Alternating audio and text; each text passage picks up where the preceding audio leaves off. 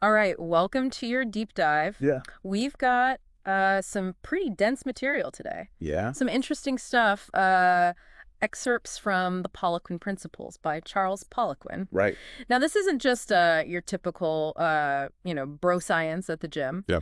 This is really digging deep into the science of how we get stronger and how we build muscle. Absolutely. And we're going to go deep into Poliquin's ideas Okay. and really try to extract the most valuable pieces for you today. Sounds good. So let's start with, painting a picture of who Charles Poliquin was. Okay. This wasn't just some, average gym guy. Wow. This was a strength coach that worked at the highest levels of sport. Yeah, he trained Olympic athletes. Olympic medalists, world champions in all kinds of sports. Bobsledding, skiing. Track and field. I mean, the list goes on and on. Right. And he really developed this reputation as, some people considered him the greatest strength coach in the world. Yeah, the strength sensei. And it's interesting because his initial exposure to weightlifting was actually through martial arts. Yeah, that's right. He was big into judo early on. Yeah. So that kind of gave him a different perspective. A different perspective, I think, Yeah. from the traditional weightlifting world. Right. And one of the things that really motivated him was this frustration Yeah. with a lot of the training advice out there Sure. that he felt wasn't scientifically grounded. Just bro science. Yeah, and he was very Evidence-based? evidence-based, and he really dedicated himself to research. Absolutely. And he was really interested in translating a lot of these European training methodologies Yeah, like from the Eastern Bloc countries. into something practical that athletes could use. Right. And he got incredible results. Yeah, and the book mentions Kathy Mellon, Right. this world champion women's powerlifter. Unbelievable. I mean, she increased her bench press from 281 pounds to 407 in 2 years. Yeah, that's ridiculous. So, I mean, Amazing results. that's a massive jump. It really shows that his methods worked. Right. I mean, it wasn't just theory Exactly. He was getting real-world results. at the highest level. So what was at the core of this? Okay, well, Like, what was his philosophy? his big thing was that training should be based on science. Okay. He didn't believe in just throwing out general advice. Yeah, no cookie-cutter stuff. Right. He wanted people to really understand how the different parts of training work. Yeah, like reps, sets tempo, rest frequency, volume. No, all those things. All that stuff really matters. And how to use them to get the best results. And he wasn't afraid to kind of challenge some of the existing dogma, Oh, yeah, for sure. especially in the bodybuilding world with all the high-rep training. Right. He had different ideas about that. Yeah, so this is really about moving away from this generic advice Exactly. and really understanding what levers we can pull and push Literally, to get the results that we want. to get our bodies to adapt the way we want. So let's get into the specifics here, starting with the science of reps and sets and really how to design a workout. Okay. Now, Poliquin talks about this concept of the neurometabolic continuum. Yeah. What is that? So basically, it's the idea that the number of reps you do Okay. actually determines what your body focuses on. Right. Like if you're doing really low reps, like 1 to 5 reps, Okay. you're training for strength. Okay. And you're using really heavy weight, Right. like close to your 1 rep max. Like a percentage of your 1 rep max? Exactly. Right. And that type of training is really good for your nervous system. Okay. It helps your brain learn to activate your muscles better. So your body's getting better at producing force. Yeah, exactly. Okay. And then if you go up to like 6 to 12 reps, Okay. that's more for building muscle size. Right. So that's hypertrophy. Okay. And there, Poliquin really emphasizes that you still need to be contracting the muscles as hard as you can, Right. even though the weight is lighter. So intention matters. Yeah, it's not just about going through the motions. Right. You have to really focus on that contraction. Exactly. Okay. Now, the text mentions this table too. Yeah. That shows some of these different 1RM percentages that are recommended by different authors. Right. What should we understand from that? I think the point is that even for something as basic as the percentage of your 1 rep max, Okay. there's no one right answer. Okay. Different people have different ideas. Right. And there's always new research coming out. Right. So it's not a perfect science. No, but there are some general principles. Right. And we're learning more all the time. Okay. Now, he also talks about all these other variables that factor into designing a program. Yes, training level, gender, age, nutrition, muscle size, even just individual differences. And he talks about the quality of quality and this critical drop-off point. Right. So there's a lot to consider here. It gets complicated. It does. But that's why Poliquin was so big on individualizing training. Okay. What works for one person might not work for another. Yeah, one size fits all does not work. Exactly. And he would say that beginners Right. should really just start with 1 or 2 sets per exercise Okay. to give their body time to adapt. Right. And he also acknowledged that there are some differences between men and women. Okay. Like men usually have a higher potential for 1 rep max Okay. and might train with slightly different rep ranges. Okay, but this is just general, of course. Of course, everyone is different. Now he talks about the quality of quality. Yeah, so that's about making sure you're lifting with good form, Okay. really focusing on each rep. So not just grinding out reps. Exactly. Okay. You want to stop before your form breaks down. And then the critical drop-off point. That's basically the point where you can't keep lifting with good form. Okay. So you want to stop the set before you get there. So you're training the movement. Right, and you're minimizing the risk of injury. Okay. Now, there's also tables 3 and 4 that lay out loading parameters for hypertrophy and relative strength. Can you walk us through those real quick? Sure. So for building muscle, Okay. Poliquin recommends lifting 60 to 82% of your 1RM Okay. for 6 to 20 reps Okay. with 2 to 4 minutes of rest between sets. Right, and then for strength. For strength, you go heavier, Okay. 85 to 100% of your 1RM. Okay. But you do fewer reps, 1 to 5, Right. and you rest longer, 4 to 5 minutes. So that makes sense. Yeah, heavier weight, less reps, more rest. All right, so we've got the basics of reps and sets. Right. But Poliquin also stresses this often overlooked aspect of tempo. Tempo, yeah. So what is it about the speed at which we lift that's so important? Tempo is a huge factor that a lot of people ignore. Okay. You need to control the weight, not just let it fly up and down. Okay. And Poliquin breaks it down into this 4-digit system. Okay. Eccentric, isometric, concentric, isometric. Okay, so that's the lowering phase, the Yeah. pause at the bottom, the lifting phase, and the pause at the top. Exactly. And each of those numbers represents how many seconds you spend on that phase. Okay, so for example, a tempo of 3,230 Doro on the bench press would mean 3 seconds lowering the bar, no pause at the bottom, 2 seconds pushing it up, and no pause at the top. Perfect. That's exactly right. Right, so this is about controlling each phase of the lift. Yeah, and that maximizes the engagement of specific muscles. Okay. Like he gives this example for leg strength. Yeah. Snatches with a 4-3-3-3 fax tempo. 4,003 Nori 2X. Yeah, so that's 4 seconds lowering the weight, 3 seconds paused at the bottom, 2 seconds lifting, and then X means you explode up as fast as possible. So it's a very specific way of controlling the movement. Right, and it targets different muscle fibers. Interesting. Yeah. So we're manipulating how long the muscles are under tension Exactly. at different points in the movement. And for strength and power, he says lifting fast can be really beneficial. So that would be that X in the tempo. Right, explode up as fast as possible, Okay. especially when you're lifting heavy with low reps. Interesting. And he even suggests changing the speed throughout your program. Yeah, to stimulate different types of adaptations. That's getting pretty advanced. Yeah. But what's the fundamental advice on tempo for most people? Control the weight. Okay. Don't rely on momentum. Right. You should be actively moving the weight. Right, both up and down. Okay. So control is key. It's all about control. All right. Let's move on to rest intervals. Okay. I think a lot of people have this idea that shorter rest periods are always better, Yeah. maybe because it keeps your heart rate up. Yeah, or you feel like you're working harder. But Poliquin doesn't necessarily agree with that. No, he says rest intervals need to be specific to your goal. Okay. Like if you're doing something really intense, All right. like a 1 rep max or a short explosive movement, Right. you need a lot of rest Okay. because those are using your ATP TCP energy system, Okay. which is like your immediate energy source. All right. So you need time to replenish that. Exactly. Okay. But then for building strength. For strength, you need longer rest periods too, Okay. like 3 to 5 minutes between sets, Okay. because that allows you to lift the heaviest weight possible on each set. Right. And that's what builds strength. So if you're rushing into the next set before you're fully recovered. You're not going to be able to lift as much weight, Right. and you're not going to get as strong. Okay. So that makes sense. Yeah. Now for hypertrophy. For hypertrophy, you can rest a little less, Okay. like 60 to 90 seconds. Okay. That's enough to recover for the next set. Right. But it also creates metabolic stress, Okay. which is good for muscle growth. Now he also talks about this tolerance training. Yeah, that's more for advanced lifters. Okay. It's where you do longer sets with shorter rest. So you're really pushing your limits. Yeah, it's pretty brutal. So this is all about matching your rest intervals to your goal. Exactly. And he gives these examples with the bench press. Yeah, methods 1, 2, and 3. Right, and it shows how longer rest periods, You lift more weight overall. which ultimately leads to better results. Right. Okay, so we've covered reps, sets, tempo, and rest. Now, how often should we be training? Right, training frequency. What does the science say?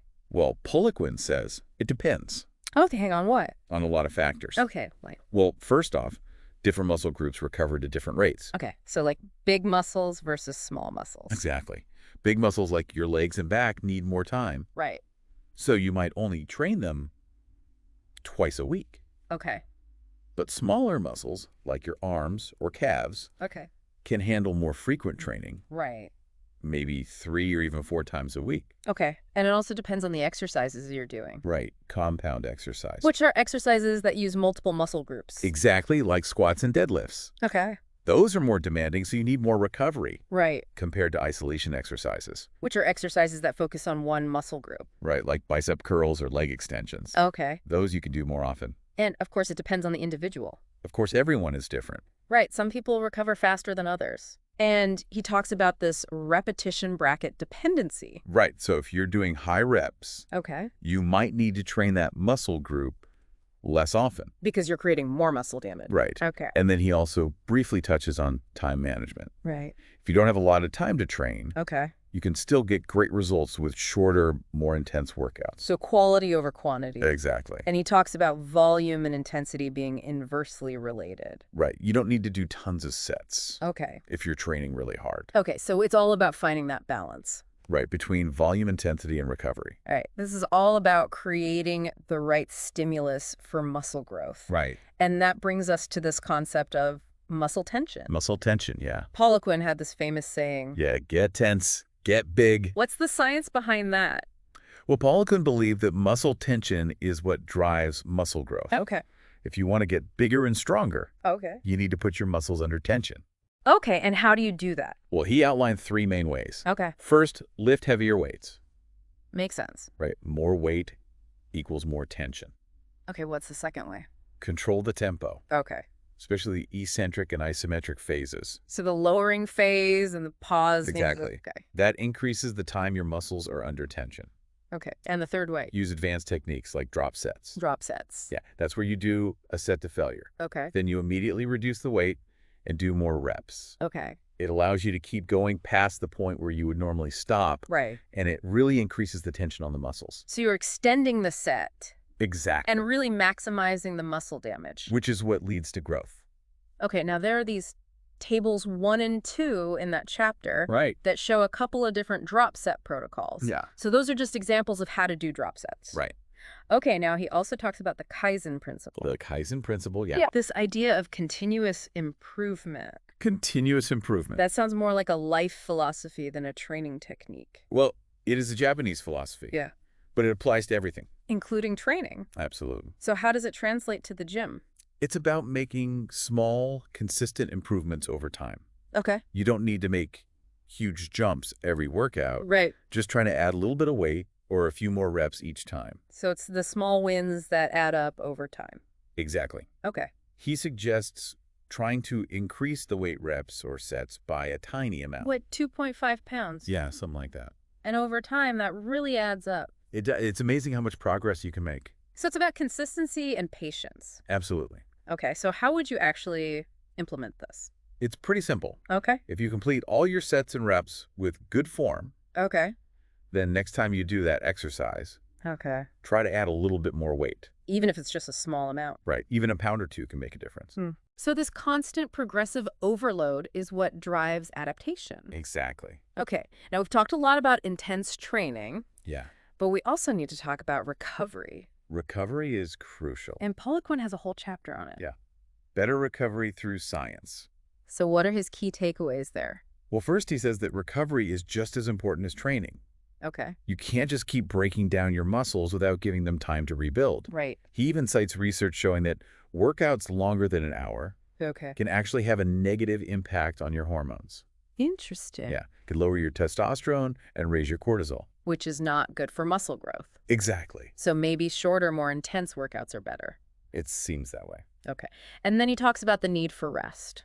Rest is when your muscles repair and rebuild. Okay. It's also when your body replenishes its energy stores. Right. And without enough rest, you risk overtraining. Which can lead to injury and burnout. Now, he also lists some specific supplements for recovery. Yeah, things like creatine, Okay. carb powders, protein powders, vitamin C. Magnesium. Yeah, all kinds of stuff. And what's the rationale behind those? Well, he says those are the things he's found to be most helpful Okay. for his athletes, Right. based on his experience. Okay. But he also emphasizes that supplements are not a magic bullet. Okay. The most important things are sleep and nutrition. Right. Supplements can help, but they can't replace the basics. So it's all about the foundation. The foundation is everything. All right, let's shift gears a bit and talk about the squat. The squat. He has a chapter called To Squat or Not to Squat. Right. That's a pretty loaded question. He is. So what was his stance on the squat? Well, he acknowledged that the squat is a great exercise. Okay. It works a lot of muscles, Right. and it can be very effective for building strength and size. Okay. But he also said that it's not for everyone. Interesting. Yeah. Huh. Well, first of all, you need to have good technique. Okay. If you don't squat correctly, Okay. you can get hurt. Right. And he also pointed out that people's bodies are different. Right. Some people are just built better for squatting than others. Okay. Like if you have long legs and a short torso, Okay. squatting might feel really awkward, Right. and it might not be the best exercise for you. So it's not just about blindly following what everyone else is doing. Exactly. You have to find what works for your body. Right. Now, he also mentions a bunch of different squat variations. Yeah, like front squats, hack squats, all kinds of stuff. And those can be used to target different muscles. Right. Or to work around injuries. Or just to add variety to your training. Okay, now he has this other chapter with a pretty interesting title. Yeah, the puny hamstring revolt. What's that all about? Poliquin was a big believer in hamstring training. Okay. He thought a lot of people neglected their hamstrings. Right, especially people who are focused on quads. So why did he think hamstrings were so important? Well, for one thing, they're important for athletic performance. Okay. They're involved in running, jumping, sprinting, Right. and they also help to stabilize your knee Okay. and prevent injuries. So it's not just about aesthetics. No, it's about function too. Okay. And he gives 10 specific recommendations for training hamstrings. Yeah, like choosing exercises that target all the different functions of the hamstrings, Okay. addressing any strength imbalances between your legs, Okay. incorporating eccentric training, Okay. varying the loads and reps. Okay. And he specifically mentions the reverse hyper. The reverse hyper. Yeah, he loved that exercise. Okay, for hamstrings and lower back. Right. So the takeaway is don't neglect those hamstrings. Exactly. All right, let's move on to calves. Calves. He has a chapter called Turn Those Calves into Pows. He did. So he had some ideas about building calves. He did. I think a lot of people struggle with calves. They do. And they blame genetics, but Poliquin didn't buy that. No, he said you can build your calves. Okay, so what's the secret? Well, he said you need to train through a full range of motion. Okay. Really stretch and contract the muscles. Okay. And you need to use enough weight. Right. You can't just do high reps with light weight. Okay. And he also said it's important to understand the different functions of the two main calf muscles. The gastrocnemius and the soleus. Right. Okay, and how do you target those differently? The gastrocnemius is worked more with straight leg exercises, Okay. and the soleus is worked more with bent knee exercises. Interesting. Yeah. So you need to do both. Right. And he even mentions this DARD machine. The DOD machine, yeah. Dynamic ankle dorsiflexor. That's the one. Which he says is really good for calves. You'll love that machine. Okay, so train those calves through a full range of motion with enough weight and make sure you're hitting both muscles. Exactly. All right, let's move on to back training. Back training. He has a chapter called Get a Chin Up on Back Training. Right. So he's a big fan of the chin up. He is. Why is that? Well, he considers it a fundamental exercise. Okay. One of the best for building a strong back. Okay. It works a lot of muscles. Okay. And you can do it with different grips to target different areas. So you're not just doing the same chin up every time. Right. You can do wide grip, narrow grip, parallel grip, Okay. overhand, underhand. Okay, so that's how you hit all the different back muscles. Exactly. And he also mentions the bent over row as another great exercise. Bent over row. Yeah. Another classic. A classic for a reason. And he even includes some advanced back routines in that chapter. Yeah, like the gymnast's extended setback routine Okay. and the Andre the Flying Squirrel routine. Those are for the more advanced lifters. Right. Okay, let's talk about shoulders. Shoulders. Shoulders of steel. I like that one. What are his key principles for building strong shoulders? Well, he emphasized training all three heads of the deltoid muscle. The front, side, and rear. Exactly. A lot of people just focus on the front delts. Right, with all the pressing. Right. But the side and rear delts are important, too. Yeah, for shoulder width and stability. Okay. And he gives some sample routines in that chapter? Yeah, like the pre-exhaustion shoulder routine, Okay. the Jerry Tell routine, Okay. and a heavy light pressing routine. So these are just examples of how to train shoulders effectively. Right. And they all include a variety of exercises. Yeah, pressing raises, all kinds of stuff. Okay, now let's talk about chest. Chest. Pumping and pressing for perfect pecs. Nice. What did Poliquin have to say about chest training? Well, he questioned the idea of just doing bench press all the time. Okay. He said it's a good exercise, Right. but you need to do more than just bench press. Okay. He emphasized the importance of training the upper chest Okay. for a well-developed look. Okay. And he gave examples of beginner, intermediate, and advanced bench press specialization workouts. So these are programs designed to improve your bench press and build your chest. Exactly. Okay, now there's this chapter that you don't see in every training book. Yeah, twist and shout. External rotator training. Why did he dedicate a whole chapter to those little muscles? Well, he was really big on injury prevention, Okay. and he knew that the external rotators are important for shoulder health. Okay. They help to stabilize the shoulder joint Okay. and prevent injuries, especially when you're doing heavy pressing. So it's about building a strong foundation. Exactly. Okay, and he gives some exercises for the external rotation. Yeah, like external rotation with a low pulley, external rotation with a dumbbell, Okay. and the Cuban press. And those are all designed to strengthen those little muscles. Right. Okay, now let's talk about arms. Arms. The real arms race, biceps and triceps training. Sounds intense. So what were his principles for building big arms? Well, he emphasized variety. Okay. You need to do a lot of different exercises to hit all the different parts of the biceps and triceps. And he also stressed the importance of form. Okay. Don't just ego lift. Right. Use good form. Exactly. And focus on the muscle contraction. Right. Really squeeze the muscle. Okay. And he includes a sample arm routine Okay. that uses supersets and staggered sets. Supersets and staggered sets. Yeah, it's a pretty advanced routine. Okay, but it's designed to really hit the arms hard. It is. All right, last but not least, abs.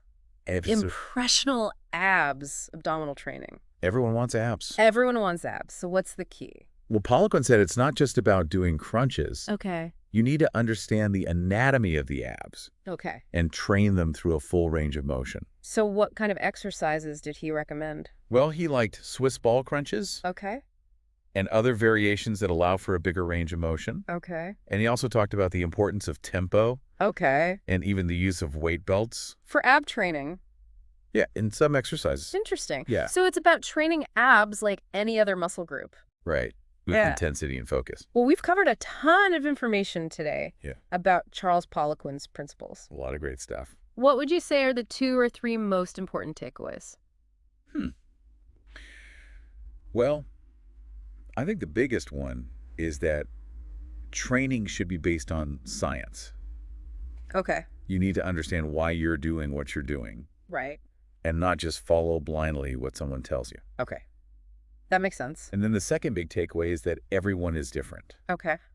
What works for one person might not work for another. Right. So you need to find what works for you. Okay. And then finally, I think it's really important to pay attention to all the details. Like tempo rest intervals. Yeah, all that stuff. It all matters. It does. Okay. So it's about being a student of your own body. Yeah. And constantly experimenting. Right. To find what works best. That's how you get results. So consider this. Okay. What one small change could you make to your training this week? Based on what we've talked about today? Yeah. Like maybe try a different tempo or a different rest interval. Or focus on your hamstrings more. Yeah, just something small. Just one little tweak. To see how your body responds. Right, because that's how you